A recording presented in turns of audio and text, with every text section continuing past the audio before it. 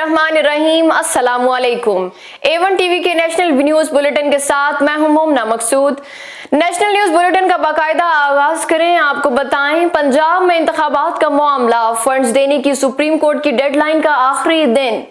वज़ीर-ए-आज़म शहबाज शरीफ की ज़ेर सदारत वफाकी काबीना का इजलास आज फिर तलब। काबीना सुप्रीम कोर्ट के फैसले पर हिकमत अमली पर कानूनी मुशावरत करेगी।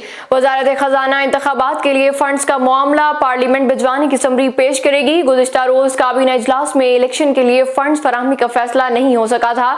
इजलास में अदालती इस्लाहात बिल की मुश्तरका इजलास से मंजूर कराने की हिकमत अमली पर भी गौर होगा। साबिक वज़ीर-ए-आज़म इमरान खान कहते हैं, मुझे निकालने की साजिश अमेरिका से नहीं यहीं से की गई। पीडीएम के तमाम लोग साजिश में शामिल थे। मुझे सलमान तौसीर की तरह कत्ल करने की कोशिश की गई।